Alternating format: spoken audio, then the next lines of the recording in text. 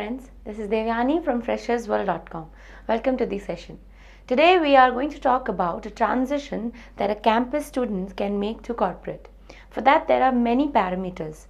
First is resume, second is cover letter, third is GD, then it is your interview, the personal interview, and the final is the grooming. But today in this session we are only going to speak about resume building. Now resume, it sounds very easy, right? But resume itself is a very complicated thing. Why? Because resume is the first point of contact that you will make to the interviewer. Yeah? Now, since it is technically advanced and technologically advanced, resume is one thing that you can send through online as well. So now, what about the online resume and the resume that you carry in papers? Don't worry, they are same. So don't worry about whatever you send and whatever you carry in an interview. Both could be the same thing. Today we'll be talking about the resume format and what and all go in resume. To start with, I'll be only talking about the freshers who have never ever experienced in work industry or any field for that matter. So how the resume will look for them. And then I'll come down for the people who have already have an work experience in a company or in an industry. So what is the difference between both these resume? So to start with, I'll talk about the freshers. Yes. So the resume format, when you talk about a resume format, it should have everything aligned towards your left side. Right? After the left side it is aligned, the first thing, the header which comes is your name. Right? After the name is your email address followed by your phone number. Now please understand, your name should come in the left and then the next line your email and the next line your phone number. Yeah? Then towards your right side should be your photograph. In the photograph, please do not attach on the paper. It should be a scanned one. Your photo should be a professional. It should have probably a coat and probably a tie. For girls, tie is not required. It could be just a coat and a white formal shirt. That should be the size. A passport size scanned copy is enough for a resume. Please do not attach a hard copy of your photograph on your resume, because if you're sending through online, again it should be scanned, and then you are taking a printout of your resume, again the photo should come along with it. Moving forward, this is the first thing that comes in the heading. Moving forward to the structure of resume, the first and very complicated is your objective. Objective, why it is complicated? Because this is the first thing that an interviewer or a person who is going through your resume will see. That what is your objective? What is your objective regarding your career? What is your objective regarding coming to that particular company? Or what is your objective regarding choosing a particular field? Now your objective should not start with I want to, or I would like to have a career, or I am very good at. No. I, we, them, their, us, these kinds of words, me or my. Similarly, these kinds of words should not be included in the objective. So, what should come in an objective?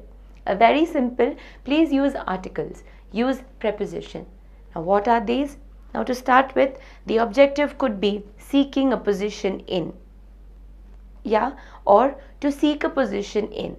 So, these are certain standardized format that you can use during an objective. Please do not use, again, please do not use I, my, me, my skills, my career. No. To seek an opportunity in an organization which provides an ample opportunity to exhibit the skills. Right? So it's a very standardized format. And please do not use the same thing that what I said, because the objective could be different for different people. So what is your objective? For my suggestion is, please formulate around 3 to 4 objectives and then formulate a one out of all these, so that you can get an idea that what exactly do you want. It's a very rigorous exercise, so which would require around 1 hour, say 2 hours, to just formulate a very beautiful objective which would impress an interviewer. Now, the formulation of objective should be such that it should have a backup. Now, what is a backup? Now, for freshers, the backup would be the project that they have handled, the kind of exposure that they have got during the college days or during the internship that they have done. So these are the backups for them.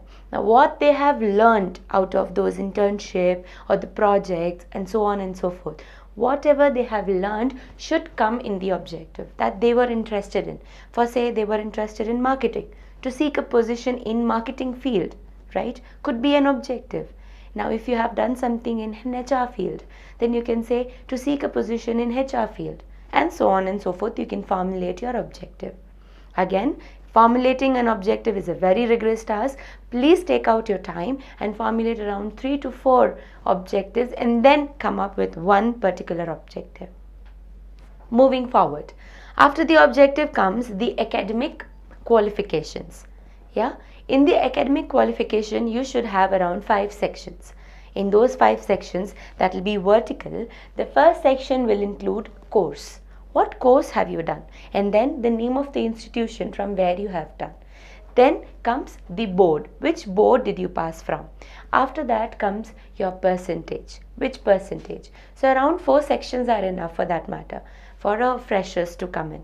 So the first, which says the course which will fill a bachelor's degree or a master's degree, then your PUC second level, and then SSLC, that is 10th standard. So if you have done an MBA, that should be coming the first one. So it has to be in a decreasing order, the highest qualification to your lowest qualification. For example, if you have done MBA, please write MBA. Then what institution have you done from? XYZ. And after that, which board was it? Was it a Bangalore University or a Mysore University or any other university? And then what percentage did you achieve? And if you are still pursuing and still want to aspire for job, then in percentage column you can write still pursuing, right?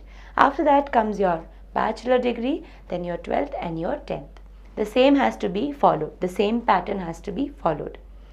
Now, for the people who are already having a work experience and are not freshers, their academic qualification could come in the last part of the resume. That could be in the second page and could be the last heading or second last heading. But for the people or for the freshers who are just coming out and going for a corporate interview, their academic qualification are required at the second. Why? Because the person who is viewing your resume will be more interested in what you are done and what are your qualification with respect to academics, right? Moving forward from academics comes your project, whatever projects you have done. Now for the people who are already working, do not require projects because they are already including their work experiences. So now for freshers, projects is the second title. Apart from objective, that's not been counted because it's there. The first heading is academic qualification. The second is your project. Now what is the project? Project is again when you are doing your BCom or for that matter any bachelor's degree, or if you are doing MBA, they require you to do some dissertation or projects. Those projects should be included here. How you can arrange the projects and what to include, I'll come that. First, you should put up your name of the company. Name of the company, whatever project you have done. If you have done in a company, then the name of the company will come. If you have not done, do not worry. Please write the secondary research that you have done. Just put a project title there. If you have done, something, a consumer satisfaction in automobile industry, just put the project title. But please ensure that you have a backup. Again, backup means that you have a proof for it. If someday or the other person who's interviewing you could ask you about the same thing, you are able to answer it. Please do not fake in your resume. It's a very, very important thing, right? So now the project title. If you are done in a company, then name of the company. Suppose XYZ is the name of the company. And if not, then project title. Like for example, consumer satisfaction in an automobile industries. The second heading will be the project outline. Yeah, under project, the first is project title or the name of the company. Then comes your project outline. Project outline need not to be more than 3 sentences. In project outline, you are just supposed to enter what was the project all about and what did you do. Only 3 sentences are more than enough. Please try to be very crisp and precise when you write a resume, because the person who's interviewing you has so many other candidates followed by you to look upon. So he doesn't have that much of time to go through it. So it should be very precise, right? After the project outline that you have given for 3 lines, just use 2 or 3 bullet points stating, emphasizing that what you have done.